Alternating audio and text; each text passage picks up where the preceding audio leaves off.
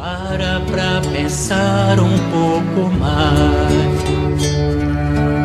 Para pensar um pouco mais. Para pensar um pouco mais. A natureza já não aguenta mais. Você está querendo amealhar para si, seu coração está errado. E você está contra Deus. Por isso que nós, da Frente Evangélica, nos levantamos contra isso, por entender que pastores de má fé ou mal informados, tem isso também, a gente tem que dar esse desconto, estavam, conscientes ou não, transformando a nossa fé, a fé herdada de Jesus Cristo, em ópio do povo, e nós não podíamos concordar com isso. A fé de Jesus Cristo é uma fé que promove libertação, igualdade, socialização dos bens, para que todos comam, todos se vistam, todos morem, todos sejam educados, e toda a riqueza é para todos. Muito obrigado. Hoje, quase 1.600 anos, que no Império Romano atuava também um perigoso partido subversivo. Esse partido minava a religião e todos os fundamentos do Estado. Negava sem rodeios que a vontade do imperador fosse a lei suprema. Era um partido sem pátria, internacional. Estendia-se por todo o Império, desde a Gália à Ásia, e mesmo para lá das fronteiras imperiais. Durante muito tempo, minara às escondidas, sob a terra. Todavia, já há muito tempo que se considerava suficientemente forte para aparecer à luz do dia. Esse partido subversivo, que era conhecido pelo nome de cristãos, tinha também uma forte representação no exército. Legiões inteiras eram cristãs. Quando lhes ordenavam que estivessem presentes nas cerimônias sacrificiais da igreja oficial, para ir prestarem as honores ao imperador, esses soldados subversivos levaram o seu atrevimento tão longe que, como protesto, punham no capacete um distintivo especial, a cruz. Mesmo os vulgares castigos dos quartéis pelos seus superiores não surtiam qualquer efeito. O imperador Diocleciano já não podia assistir tranquilamente ao minar da ordem, da obediência e da disciplina dentro do seu exército. Interveio energicamente, porque ainda era tempo para isso. Emitiu uma lei contra os socialistas, queria dizer, uma lei contra os cristãos. Foram proibidas as reuniões dos subversivos, os locais de reunião encerrados ou demolidos, os símbolos cristãos, cruzes, etc., proibidos, como na Saxônia, os lenços vermelhos. Os cristãos foram declarados incapacitados para ocupar cargos públicos e nem sequer podiam ser cabos. Como nessa altura não se dispunha de juízes tão bem amestrados no respeitante à consideração da pessoa, como pressupõe o projeto de lei contra a subversão, e aí citam político alemão, proibiu-se, sem mais rodeios, os cristãos de defender os seus direitos perante o tribunal. Mas até esta lei de exceção não teve êxito. Os cristãos arrancaram-na dos muros, escarnecendo dela, e disse mesmo que deitaram fogo ao palácio em Nicomédia, nas barbas do imperador. Este vingou-se com a grande perseguição aos cristãos do ano 303 da nossa era. foi a última no seu gênero, e foi tão eficaz que 17 anos mais tarde, o exército era composto predominantemente por cristãos, e o autocrata de todo o Império Romano, que se lhe seguiu, chamado pelos padres o Grande, proclamou o cristianismo religião de Estado. Quem escreveu isso foi Friedrich Engels, dizendo que os cristãos foram os primeiros subversivos que venceram um império. Estava implícito na fala de Jesus. Estava implícito na fala de Jesus. Não tinha como parar isso. Simples assim. Não tem como parar isso. Então, na perspectiva cristã, está sim a construção de uma outra sociedade. Fala, meu filho. Estava explícito, na verdade. Estava explícito também, exatamente. Está na fala de Jesus a construção de uma nova sociedade. Uma sociedade que tornasse possível, como Brecht falou, a ambiência necessária para que a liberdade, para que o direito se estabelecesse. Houve um desvio na nossa história, inequívoco. Lamentável. Esse desvio não foi só da Igreja de Roma, todos os segmentos do cristianismo sofreram esse desvio, acabaram se associando à classe dominante. Mas os princípios do Cristo triunfaram,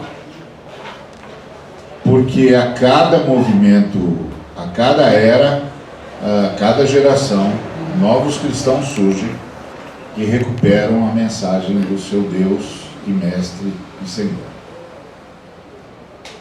E a revolução começa de novo. E isso não vai parar nunca, até que ele mesmo ponha fim à história e inaugure o novo universo de justiça. Então, a solidariedade do Cristo e a justiça se encontram, porque é o mesmo Cristo. Não é um Cristo ingênuo com um Cristo escolado pela vida. Não. É o mesmo Cristo que começa a convidar os seres humanos à construção de uma nova sociedade, e aí começa a deixar claro os signos dessa nova sociedade. E o signo maior dessa nova sociedade é justiça. E esse signo exige enfrentamento. Então essa é uma lógica. Agora, como o Betinho havia dito, eu citei hoje à tarde, porque um rapaz me perguntou por que eu não consigo conversar com essa igreja que se vendeu aos poderosos, que se submeteu ao neonazismo, ao neofascismo. E aí eu disse que, por enquanto, nós estamos tendo uma distorção afetiva, não é uma distorção cognitiva. Então, você chega para um sujeito, uma pessoa com essa abordagem, e você começa a trazer uma argumentação cognitiva, que apele à cognição, ao entendimento. E ele entende o que você diz, mas ele não consegue responder o que você diz. E num determinado momento, ele se revolta contra o que você diz, por mais educado por mais lúcida que tenha sido a sua fala, ele se revolta contra você e, inclusive, pode correr o risco de ele migrar para via de fatos, para te atacar mesmo. E aí você pergunta, meu Deus, esse menino ou essa moça não tem cognição suficiente para entender o que eu estou falando? Não tem. Só que essa pessoa não está com uma distorção cognitiva, ou seja, com uma incapacidade de compreender os termos, as construções, a relação entre premissa e raciocínio. Não. Essas pessoas estão com uma distorção afetiva.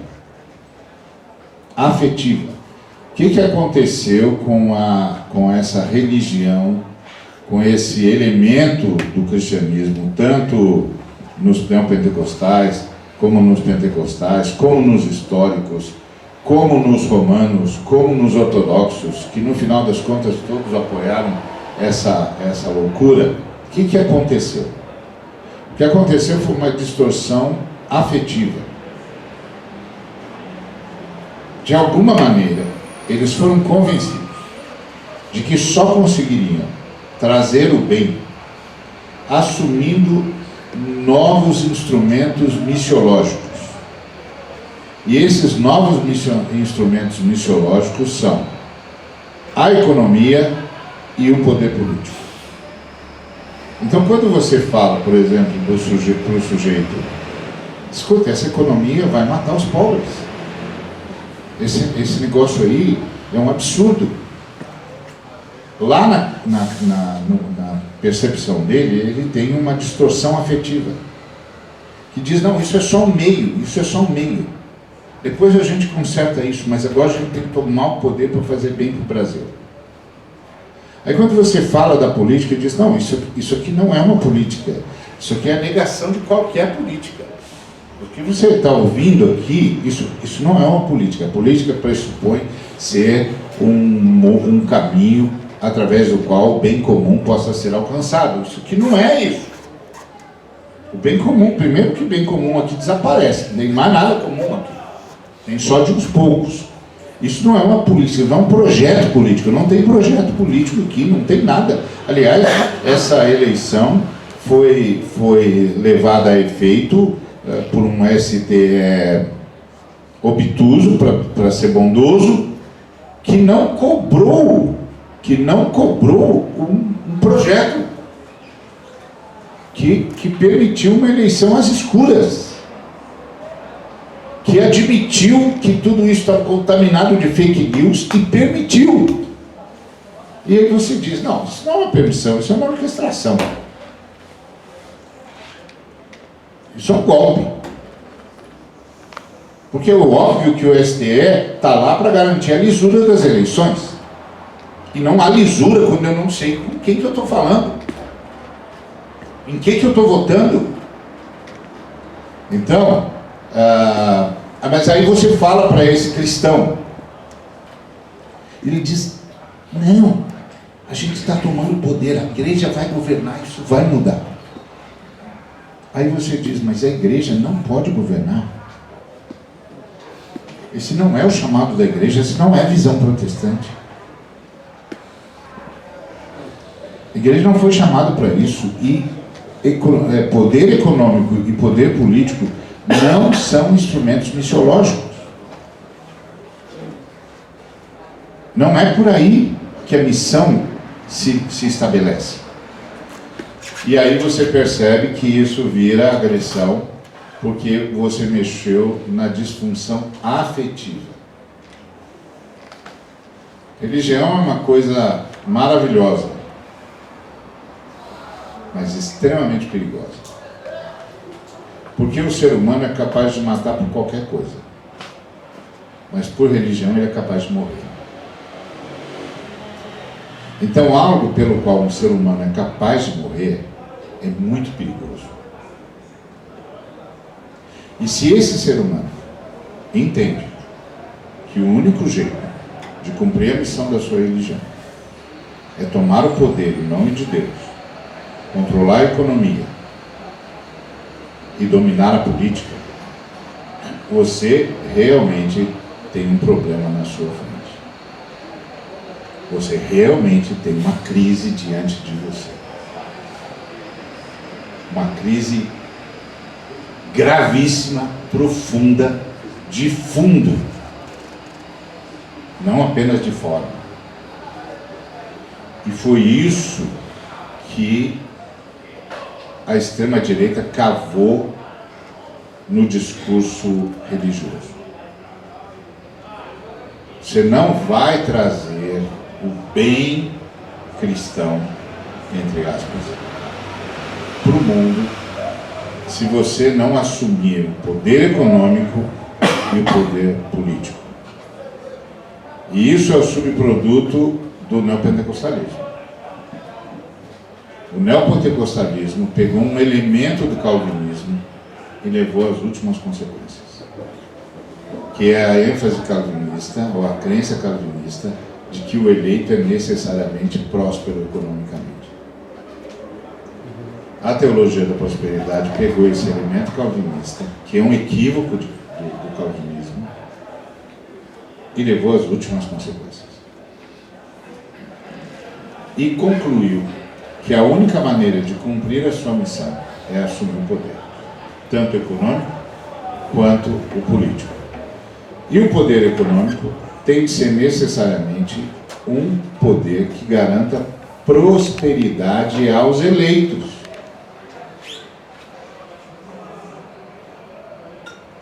E aí, nessa perspectiva da sociedade, os eleitos são os proprietários. São os donos do capital. Eles são os eleitos.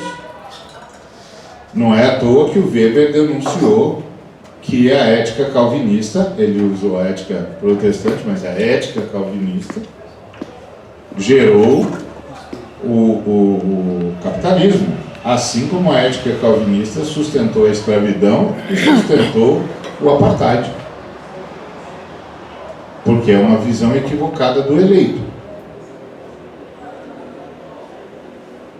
Então agora, enquanto isso estava na mão dos calvinistas, que são muito mais da cátedra do que da ação econômico-sociopolítica, isso era uma discussão teórica.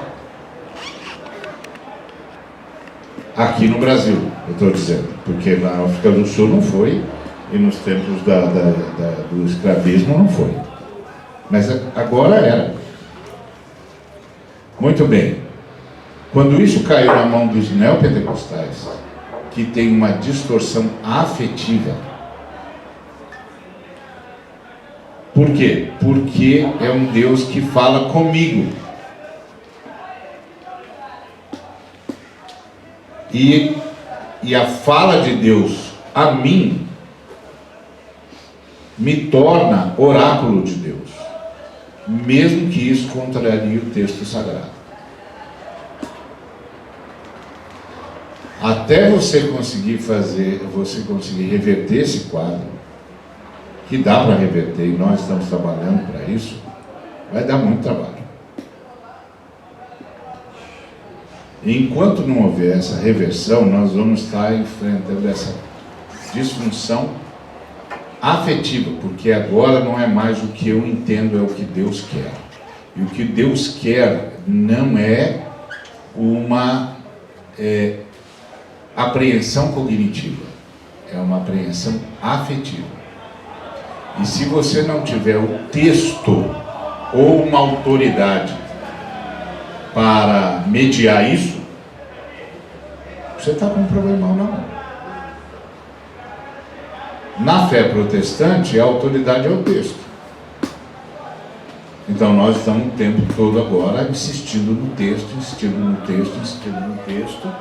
para ver se a gente media essa afetividade e a faz arrefecer, até que a gente consiga voltar para o nível da cognitividade.